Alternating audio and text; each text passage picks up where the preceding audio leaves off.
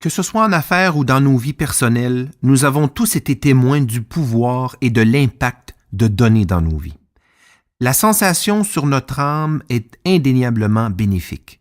Nous sommes tout à coup envahis d'une impression de plénitude et de calme. Difficile à décrire, mais la science médicale a probablement une réponse plus claire.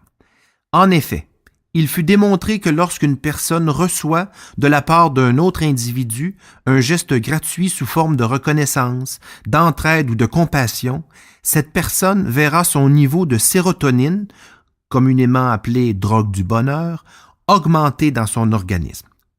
Mais il fut aussi prouvé que la personne qui donne verra aussi son niveau de sérotonine augmenter.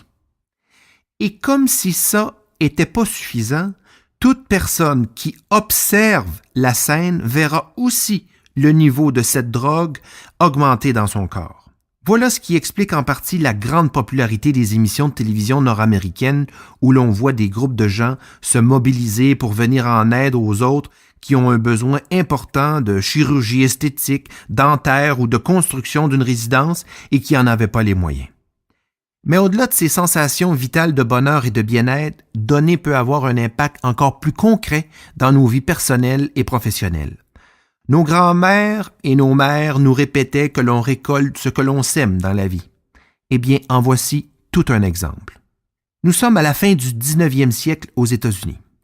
Un couple vivant à New York se trouve en visite à Philadelphie et tente de se dénicher une chambre d'hôtel tard en fin de soirée.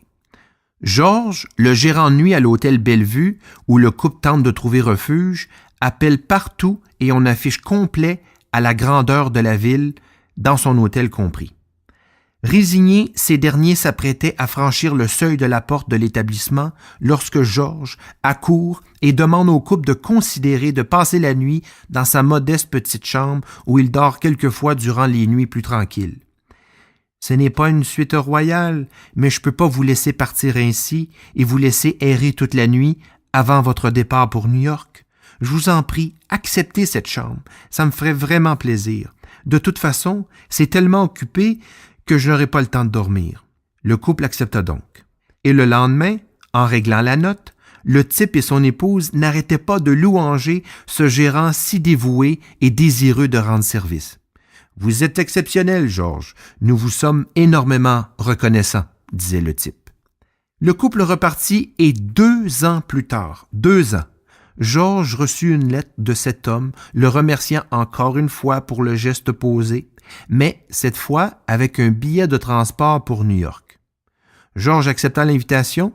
Le type, visiblement bien nanti, passa le prendre à la gare dans une voiture luxueuse et l'amenant sur la 5e avenue à Manhattan, s'arrêta au bord de la rue et pointa vers la gauche un imposant édifice de pierre rouge et disa « George, vous voyez ce bâtiment? »« Oui, je le vois. »« Eh bien, c'est un hôtel, George, un tout nouvel hôtel que je viens de construire. Et j'aimerais que vous acceptiez de devenir le tout premier directeur général de cet hôtel qui portera mon nom et s'appellera le Waldorf Hotel. » George Bolt fut le premier directeur général de l'un des hôtels les plus prestigieux au monde, le Waldorf Astoria, pendant 28 ans. Et ce, à partir d'un simple geste de service enthousiaste et spontané.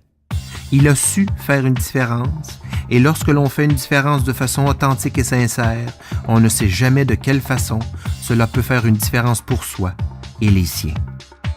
Donnez et vous recevrez.